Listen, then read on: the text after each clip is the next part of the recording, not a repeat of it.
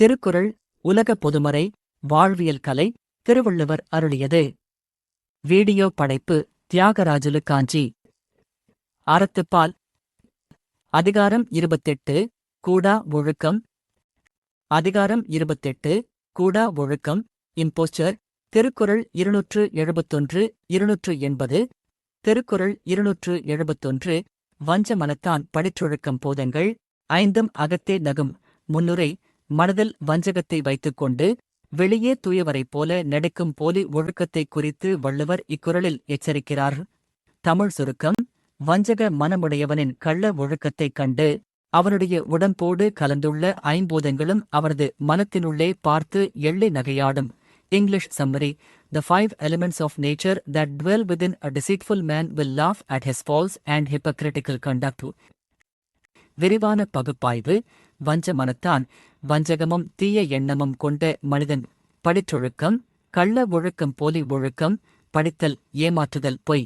பூதங்கள் 5 நிலம், நீர், தீ, காற்று, ஆகாயம் ஆகிய ஐம்பூதங்கள். மனித உடல் இந்த 5 சேர்க்கையாலானது என்பதால் அவருடன் எப்போதும் இருக்கும் சாட்சிகள் இவை. அகத்தே நகும். வெளியில் தெரியாமல் தனக்குள்ளேயே பார்த்து சிரிக்கும். இலக்கண நயம். உடம்பில் கலந்துள்ள ஐம்பூதங்களை உயர்தனையாக உருவகித்து அவை சாட்சியாக நின்று நகைக்குமாறு கூறியிருப்பது தற்கொறிப்பேற்ற அணி போன்ற ஒரு கவித்துவ நயத்தை தருகிறது. கருத்து மையக் கருத்து. மனிதன் பிறரை ஏமாற்றினாலும் அவனோடு இருக்கும் இயற்கையையும் அவரது உள்மன சாட்சியையும் ஏமாற்ற முடியாது. விளக்கம். ஒருவன் உலகத்தார் முன்னிலையில் தன்னை உத்தமனைப் போலக் காட்டிக் கொள்ளலாம். உலகம் அவனது வேஷத்தை நம்பிப் புகழலாம். ஆனால் அவரது உடலாகவும் அவரது உயிர் இயக்கமாகவும் இருக்கும் ஐம்பூதங்களுக்கு அவரது உண்மைத்தன்மை தெரியும். இவன் உலகை ஏமாற்றுகிறானே என்று அவரது உடம்பிற்குள்ளே இருக்கும் இயற்கையின் கூறுகள் அவனை பார்த்து பரிகசிக்கும். தத்துவ பகுப்பாய்வு. இறைவனோ அல்லது அறமோ வெளியெங்கோ இல்லை, அது நம் உடலுக்குள்ளேயே ஐம்பூதங்களின் வடிவில் சாட்சியாக இருக்கிறது என்ற ஆழமான வாழ்வியல் தத்துவத்தை உணர்த்துகிறது. மனசாட்சிக்கு அஞ்சுவதே உண்மையான ஒழுக்கம். திருக்குறள் 272. வானுயர் தோற்றம் எவன் செய்யும் தன்னெஞ்சம். தானரே குற்றப்படின். முன்னுரை. தன் நெறியற்ற செயலை தன் மனமே குற்றமென்று அறிந்த பிறகும் காட்டும் வெளிவேஷத்தால் பயனேதுமில்லை என்பதை விளக்கும் திருக்குறள். தமிழ் சுருக்கம். தன் மனமே குற்றம் என்று அறிந்த தீய செயலில் ஒருவன் ஈடுபடுவான் என்றால் அவன் வானத்தைப் போல உயர்ந்து காட்டும் துறவு கோலம் அவனுக்கு என்ன நன்மையைத் தரும்? ஒரு நன்மையும் தராது. English summary. What value is there in a sky-high appearance of asceticism if a person's own conscience accuses them of guilt? விரிவான பகுப்பாய்வு. வானுயர் தோற்றம். வான் வரை உயர்ந்து தோன்றும் பெருமைமிக்க துறவு கோலம் தவ வேடம் எவன் செய்யும் என்ன பயனைத் தரும்? யாதொரு பயனும் தராது என்ற பொருளில் வரும் வினாச்சொல். தன்னெஞ்சம் தானரே குற்றப்படின். தன் மனமே குற்றம் என்று உணர்ந்த தீய வழியில் செல்லுதல். கருத்து. மனசாட்சிக்கு தெரிந்தே தவறு செய்பவனுக்கு அவன் அணிந்திருக்கும் உயர்ந்த வேடத்தினால் எந்த பயனும் இல்லை. விளக்கம்.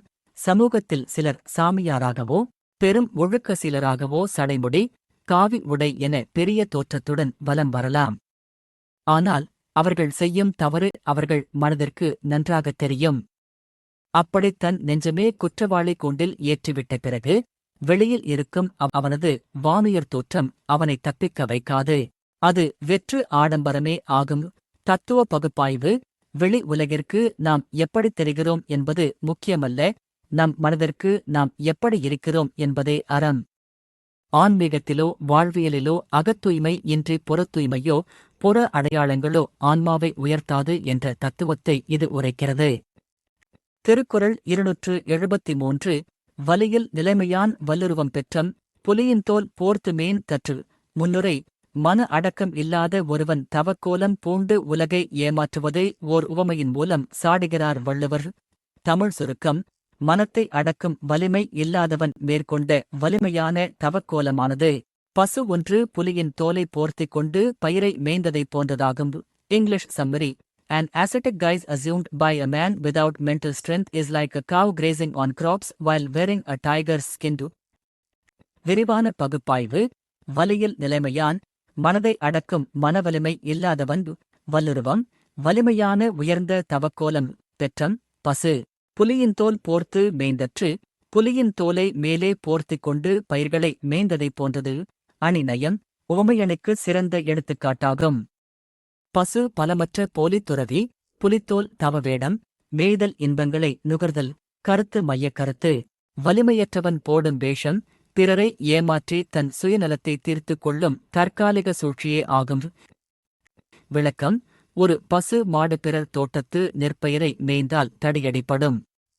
அதே பசு புலித்தோலை போர்த்திக் கொண்டால் புலி என்று பயந்து மக்கள் ஓடுவர்.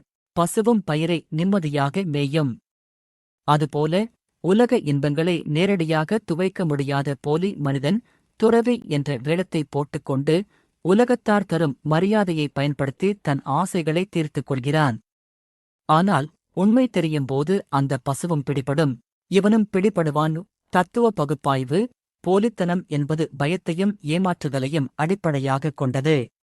தர்மத்தின் பெயரால் செய்யப்படும் அதர்மம் உலகைக் கெடுப்பதோடு தன்னையும் அழிக்கும் என்ற தத்துவத்தை இது விளக்குகிறது.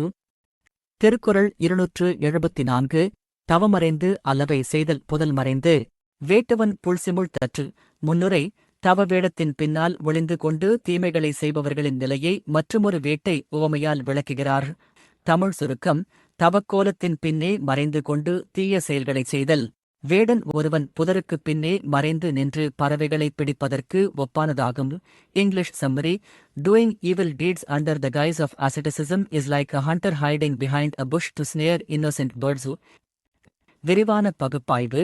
தவமறைந்து தவக்கோலத்திற்கு பின்னால் ஒளிந்து கொண்டு அல்லவை செய்தல் அறமல்லாத தீய செயல்களைச் செய்தல். புதல் மறைந்து புதரின் பின்னே மறைந்து நின்று. வேட்டுவன் வேடன் புல்சிமிழ்த்தற்று. பறவைகளை புல் கண்ணை வைத்து பிடித்தல். சிமிழ்த்தல் ஷு. கருத்து மையக் கருத்து. போலி வேடமிடுபவர்கள் அறத்தின் காவலர்கள் அல்லர். அவர்கள் மக்களை வேட்டையாடும் வேடர்கள். விளக்கம்: வேடன் நேராக வந்தால் பறவைகள் பறந்துவிடும். அதனால் அவன் புதரின் பின் ஒளிந்து கொண்டு பறவைகளை ஏமாற்றிப் பிடிக்கிறான். அதுபோல போலித்துறவிகள் தங்களின் சுயரூபத்தைக் காட்டினால் மக்கள் மதிக்க மாட்டார்கள் என்பதால் தவம் என்னும் புதருக்குப் பின்னால் ஒளிந்து கொண்டு தங்களை நம்பி வரும் அப்பாவியான மக்களை ஏமாற்றி தீமைகளை செய்கிறார்கள். தத்துவ பகுப்பாய்வு. இங்கே புல் பறவை என்பது அறியாமையில் இருக்கும் மக்களைக் குறிக்கிறது. ஆன்மீக வேடமிட்டு மக்களை ஏமாற்றுவது ஒரு வகையான ஆன்மீக குற்றமும் வன்முறையும் ஆகும் என்ற தத்துவ பார்வை இதில் அடங்கியுள்ளது. திருக்குறள் 275. பற்றற்றேம் என்பார் படிற்றொழுக்கம் எற்றற்றென்று ஏதம் பலவும் தரும். முன்னுரை: நாங்கள் ஆசைகளை துறந்தவர்கள் என்று பொய் சொல்லி வாழ்பவர்களுக்கு கிடைக்கும் இறுதிப் பலனை விவரிக்கிறது. தமிழ் சுருக்கம்: நாங்கள் பற்றுகளை அறுத்தவர்கள் என்று பொய் வேடமிட்டு வாழ்பவர்களின் கள்ள ஒழுக்கமானது. ஐயோ, என்ன செய்வோம் என்று அவர்கள் பின்னாளில் அலறி வருந்தும்படியான பல துன்பங்களைத் தரும். English summary: The false conduct of those who claim we have renounced all desires will eventually bring them numerous miseries, making them cry out in regret. விரிவான பகுப்பாய்வு. பற்றற்றேம் என்பார் ஆசைகளை ஒழித்துவிட்டோம் என்று சொல்பவர்கள். படிற்றொழுக்கம் அவர்களின் போலி கள்ள ஒழுக்கம். எற்றற்று என்று ஐயோ, என்ன செய்வேன், ஏன் இப்படிச் செய்தேன் என்று கைகளைத் தட்டி தலையில் அடித்துக் கொண்டு வருந்துதல். அடுக்குத் தொடர் அச்சம் காரணமாக வந்தது. ஏதம் பலவும் தரும். ஏதம் என்றால் குற்றம் துன்பம். பல துன்பங்களைத் தேடித் தரும். கருத்து மையக் கருத்து. போலி ஒழுக்கம் தற்காலிக இன்பம் தருவது போல தோன்றினாலும் முடிவில் அது தீராத துன்பத்தையும் அவமானத்தையுமே தரும். விளக்கம்: ஆசைகளை துறந்து விட்டதாக உலகை நம்ப வைக்கும் போலிகள் இரகசியமாக தீய செயல்களில் ஈடுபடுவர். உண்மை ஒருநாள் வெளிப்படும் போது அவர்கள் உலகத்தாரால் தூற்றப்பட்டு அவமானப்பட்டு அந்தோ கெட்டேனே என்று கதறும் நிலைக்கு தள்ளப்படுவார்கள். அவர்களது கர்மலுக்கு பெரும் துயரமாக மாறும். தத்துவ பகுப்பாய்வு. வினை விதைத்தவன் வினை அறுப்பான் என்ற கர்மவினைக் கோட்பாட்டின் அடிப்படையில் போலித்தனம் என்பது ஒருவனை ஆன்மீக ரீதியாகவும் உலகியல் ரீதியாகவும் பெரும் வீழ்ச்சிக்கு இட்டுச் செல்லும் என்ற உண்மையை இது உணர்த்துகிறது. திருக்குறள் 276. நெஞ்சின் துறவார் துறந்தாற்போல் வஞ்சித்து வாழ்வாரின் வன்கணார் இல். முன்னுரை: மனதால் பற்றுகளை துறக்காமல் துறந்தவர்களைப் போல நடித்து உலகை ஏமாற்றுபவர்களை விடக்கூடியவர்கள் யாருமில்லை என்கிறார் வள்ளுவர். தமிழ் சுருக்கம்: மனதில் பற்றுகளை துறக்காமல் துறந்தவரைப் போல வெளிவேடமிட்டு உலகை ஏமாற்றி வாழ்பவர்களைக் காட்டிலும் இரக்கமற்ற கொடியவர்கள் உலகத்தில் வேறு யாரும் இல்லை. English summary: There are no harder-hearted or more cruel people than those who, without renunciation in their hearts, live deceitfully pretending to be ascetics. விரிவான பகுப்பாய்வு: நெஞ்சின் துறவார், மனதினால் ஆசைகளை துறக்காதவர்கள். துறந்தாற்போல் வஞ்சித்து வாழ்வாரின், துறவிகளைப் போல வேடமிட்டு உலகை ஏமாற்றிப் பிழைப்பவர்களை விட வன்கணார் இல். வன்கண் என்றால் இரக்கமற்ற கொடூர குணம். அவதிப்படும் கொடியவர்கள் வேறு யாருமில்லை. கருத்து மையக்கத்து: மனதில் வஞ்சகமும் வெளியே துறவு வேடமும் பூண்டு வாழ்பவர்களே உலகிலேயே மிகக் கொடியவர்கள். விளக்கம்: கொலை செய்பவனைக் கூட கொடியவன் என்று உலகம் அடையாளம் கண்டு கொள்ளும்.